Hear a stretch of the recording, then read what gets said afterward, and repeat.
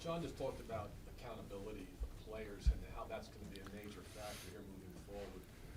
How much are you going to be involved in that process in terms of trying to figure out which ones do a good job of holding themselves accountable and which ones don't? Well, we'll communicate with Torts and his coaching staff. It's not something that's going to be done just upstairs or downstairs. We're all going to collaborate, work together on that.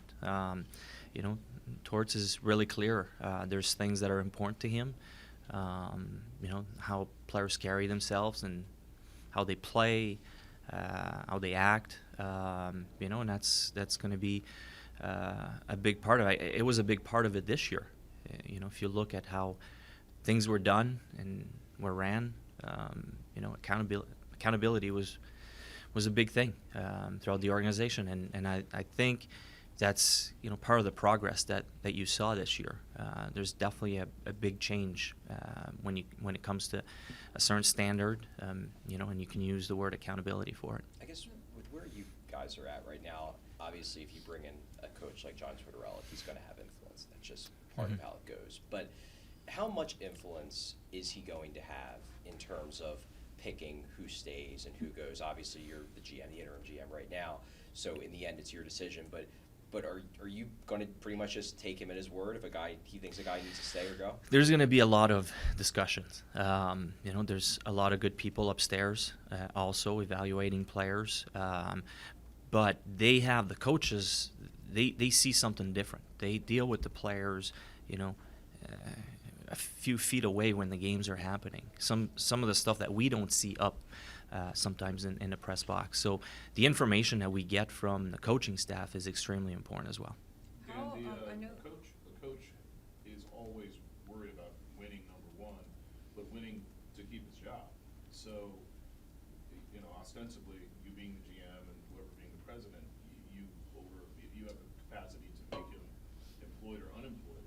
How much input can a coach have objectively in your Well, if you look at this year alone, Torts bought into what we're trying to do and given the chance to the young guys to play, to have more opportunities, more of a chance. And the message was really clear, and he bought in, and he knows it's going to be part of it next year as well. Like I said, it's I'm not the only one making decisions. He's not the only one making decisions. We have a group of people all together, looking at what is the best for the organization, not just in the moment, but moving forward and into the future. So, we're all going to be involved. It's not going to be just a one-man show making all the decisions, or two people making all the decisions. It's going to be a group of people, and we're going to look. There's some really good information that we can get from the coaching staff. When you say he bought in to the message, to the philosophy, whose message and philosophy was it? Who was generating the message? Well, it started with me, with the rebuild. I didn't hide behind it. I came in and I said it. Now how fast or how long it's going to take, the players will dictate that. But everybody's on board. Everybody agrees that we need to do this the right way. We've said it.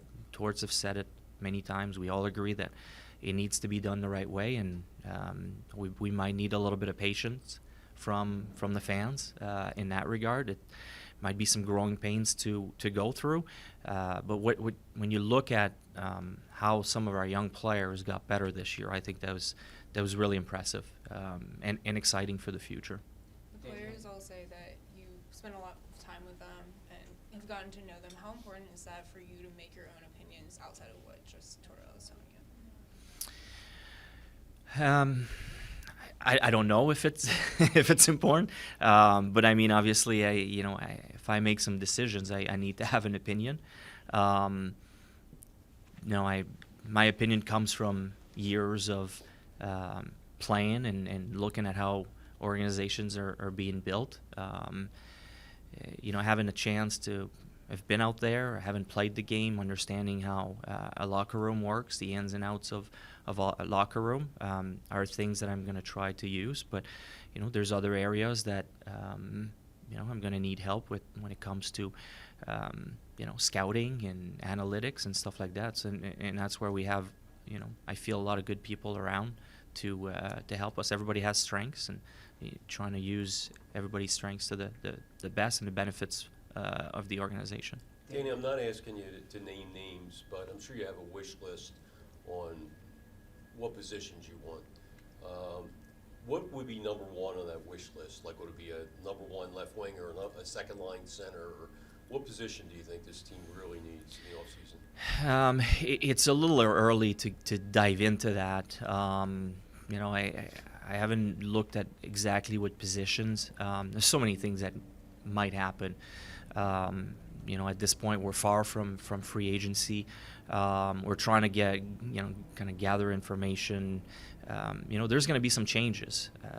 We're really strong on the right side. Obviously, everybody knows that.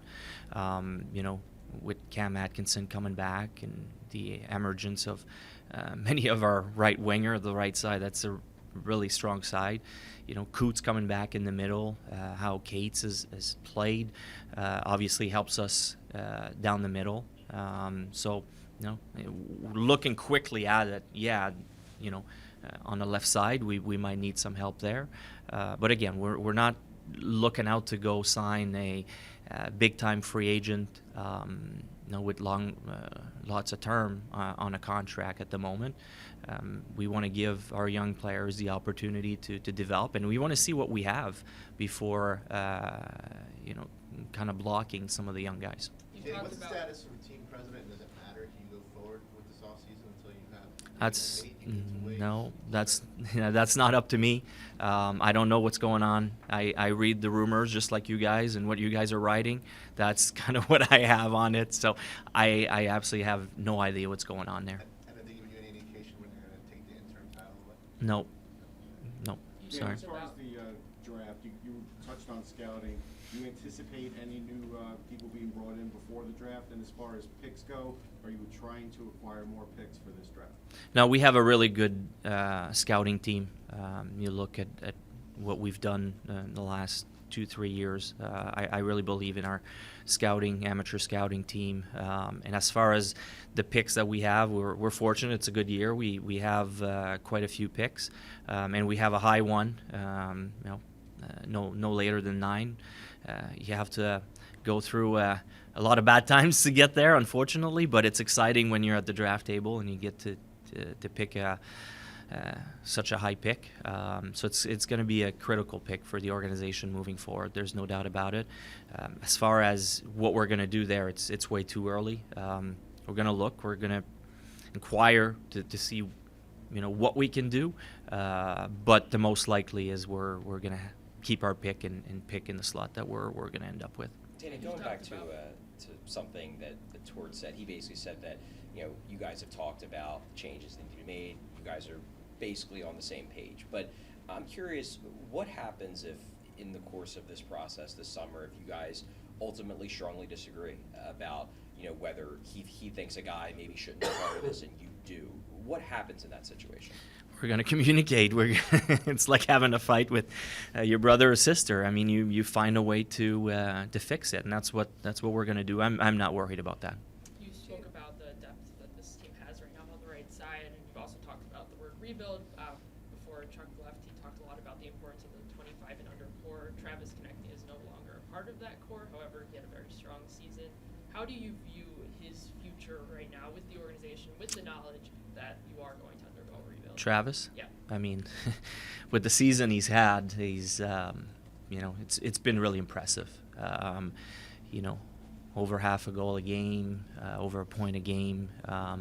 He's been our leader offensively. He's getting more and more mature. He's taking on more responsibilities. He's more and more of a leader. And we use the under 25. It's a little bit of a loose term. I mean, he's right there on the cusp. I think he's an important member moving forward. I've been really, really impressed with him. How this year kind of took over, and with the last couple of years, losing Jake Voracek, losing Claude Giroux, you're always looking to see who's going to take the next step, who's going to take on a bigger bite, right? And I think Travis has probably the one that jumped at the top of it this year. It was a great year. I'm really impressed with him. He's, to me, definitely a top-line player. Going back to Charlie's question, Torts was just talking about how he's trying to build a standard, and if he doesn't want guys who aren't going to fit that standard. So if you do disagree on a guy, knowing just like the type of coach that Tortorella is, that his style might not mesh with everyone, do you worry that if it's like someone you like that he doesn't like, that might cause conflict through the season? Well, we're going to fix that before the season starts. I can promise you that. We'll come to an agreement. I'm really not worried about that. We'll do what's best for the team. It doesn't matter. It's not about Danny Briere. It's not about John Tortorella. What's important for the Flyers organization moving forward? That's what matters, and we'll find a way to figure out what's best for the organization. Danny, with a couple guys like Kevin Hayes, Ivan Provorov, Kevin's got 3 years left on his deal. Ivan has 2. Obviously, they're getting a little older. Where do you see their futures as a part of this rebuild? Well, they're first of all, they're 2 great players, guys that have played well, have had great careers up to this point. We'll see what happens. I think it's a little too early to jump to conclusions. In Kevin's case, I know I saw the report that he doesn't know where he stands. We can't forget that Kevin is a 6'5", centerman that can put up a lot of points. They're not easy to find. There's lots of teams that would love to have players like him. So he's got a lot of value. I know at times it might have not been the way he wanted the season to go, but we can't forget that he's still a really good player. We'll figure what needs to be done with Kevin. And if he's here or somewhere else, but I hope at the moment he's our property. He's part of our team, and we are assuming that he's going to be part of the team next year. We'll see as the summer develops and if there's different opportunities there. It's interesting. You mentioned Kevin. You called him a centerman. It seemed like for a lot of the season, John Tortorella didn't consider him to be a centerman. So I guess where do you stand on that in terms of his value as a player? The beauty of it is he has the possibility to play on the wing as well. It's a big plus. But he's been a centerman pretty much his whole career. He was probably one of our most successful centermen in the face-off circle after losing, Claude and Sean, where we were dominant there. So I still view him, as a centerman, but he has the ability to play on the wing because of his size and his smart and how much he can make plays. He's an asset to our team. He's an important player, but just like any player, we'll listen to what's out there and what's available. Danny, realistically, how many of the Phantoms, players currently on the Phantoms, do you see here next year with a good chance to be here next year? Well, some guys left some good impressions. Denway and Forster up front, especially. Lixell came up. He's been playing really well in the minors. It wasn't as successful when he was up, but he still has a chance. On defense, it was interesting. With Zamula, Adard, Yinning. And now Andre has also joined the Phantoms, and he's been playing really well. So it's exciting to see, some of the young guys. The future on defense is exciting as well. But it's too early to say who's going to be here. And like me, it's going to depend on camp, who performs well at camp, who looks good. And if a guy deserves to be here, we'll find a way to make room for him. Do you like Urson too? You didn't mention Urson. Do you? Yeah, yes. Definitely Sam Urson has earned a long look next year in camp. He's been impressive. I think his attitude was tremendous, both when he was here and when he's been with the Phantoms. So I'm excited that he's playing some really meaningful games starting tomorrow night in the playoffs. So it's going to be fun to watch him play there, see if he can kind of keep the traction that he built this year. Danny, staying on the topic of prospects for a second. It seems like you guys are going to have Cutter Gauthier go back for the sophomore season in college. What led you to kind of want him to get more time in college? That's question one. And question two, another college guy, Jay O'Brien, a decision has to be made on whether you guys would be signing him. If you aren't going to be signing him, do you yet know whether the comp pick would be this year or next year in the draft?